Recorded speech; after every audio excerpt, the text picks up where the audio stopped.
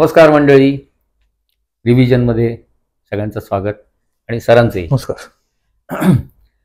Sir, Shivaji महाराजांच्या बद्दल जे अज्ञान एका प्रकारचं सर्वत्र आहे, म्हणजे महाराष्ट्राच्या बाहेर तर आहेच आहे, महाराष्ट्रामध्ये सुद्धा आहे. हो. आणि गैरसमजुती जास्त. त्याच्यात एक असं लक्षात आलं की आपण जेव्हा स्वराज्य म्हणतो, हिंदवी स्वराज्य म्हणतो, तेव्हा त्याच्यामध्ये एक महत्वाचा शब्द आहे स्व. मला असं वाटतं याच्यामध्ये शिवाजी महाराजांचं जे योगदान आहे, म्हणजे उदाहरणार्थ भाषेच्या संदर्भात बोलायचं झालं तर काय म्हणता येईल, त्यांचं काय योगदान आहे, कसं आहे? भाषेसंदर्भात सगळ्यात मोठे योगदान म्हणजे राज्य व्यवहार कोश. राज्य व्यवहार कोशाची निर्मिती माहिती असेल. राज्य व्यवहार कोश आपण सगळ्यांनी ऐकलेला असते. शिवाजी महाराजांनी, पंडितरावांनी, रघुनाथ पंडितांनी आणि त्यांना धनंजय लक्ष्मण व्यासांनी मदत केली होती ते लिहिण्याकरता. आणि शिवाजी महाराजांच्या आज्ञेनं लिहिलं असं त्या राज्य व्यवहार कोशामध्ये उल्लेख केलेला आहे. म्हणजे त्यांनी स्वतःहून लिहिलं असं नाही, महाराजांनी आज्ञा दिली म्हणून ते लिहिलेलं आहे. हा महाराजांचा भाषेबद्दलचं मत काय आहे ते राज्य व्यवहार कोशातनं पक्क आपल्या लक्षात येतं. आग्रह आहे त्यांचा, स्वभाषेकरता आग्रह आहे. आता साधारणपणे आपल्याला माहिती असतं की एखादं जेव्हा परकीय आक्रमण होतं तेव्हा परकीय आक्रमणासोबत ते परकीय शासक येतात आणि त्यांची भाषा आपल्यावरती एक प्रकारे लादली जाते. इंग्रजी लादली. आपण सहजपणे इंग्रजी वापरतो, सर्रास आपण वापरतो इंग्रजी. म्हणजे माझे बोलणे तुम्हाला बघायला मिळत असतील शब्द.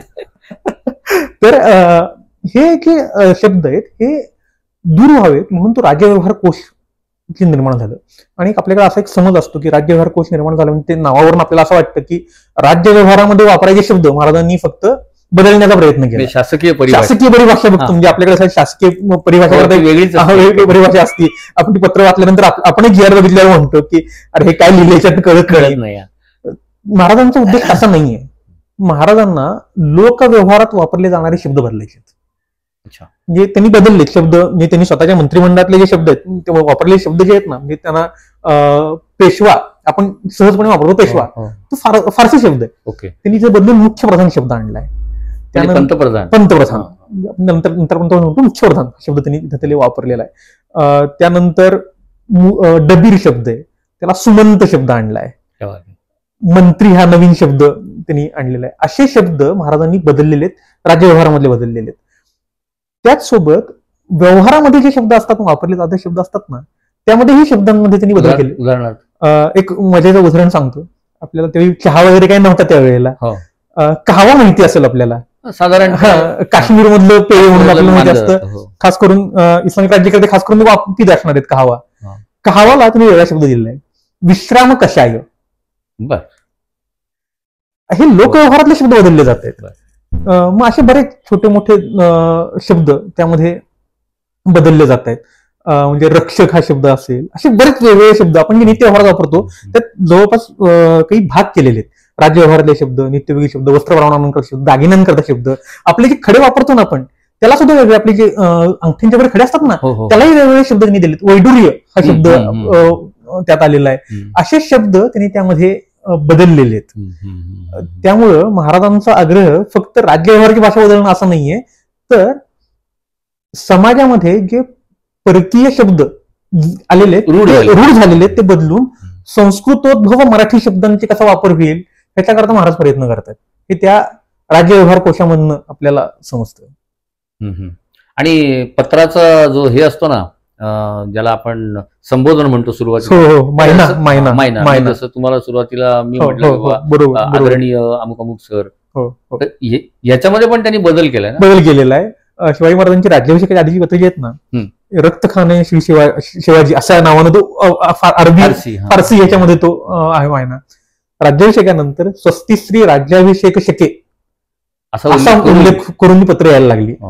आणि ह्या सगळ्या पूर्ण बदल मुळापासून बदलले. काही पत्र अशी त्याचे मराठीतले हे वाचले आहेत, म्हणजे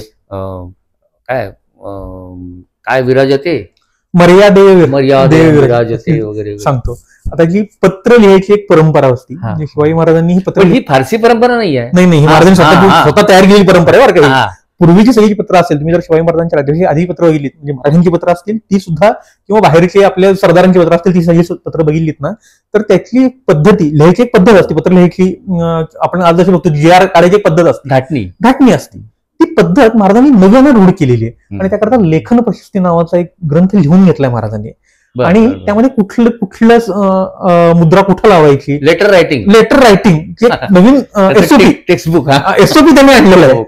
आणि त्यामध्ये मग पहिल्यांदा ती महाराजांची मुद्रा, नंतर तो स्वस्तिश्री राज्याभिषेक शके तो वगैरे, त्यानंतर मग खाली प्रधानाची मुद्रा आहे.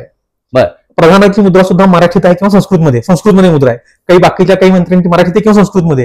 या सगळ्या मुद्रा संस्कृत किंवा मराठीमध्ये आहेत. कोणाचीही मुद्रा त्यानंतर फारसीमध्ये नाहीये. आणि हे सगळं झाल्यानंतर शेवटी त्या पत्राला एक प्रकारे सील केलं जातं.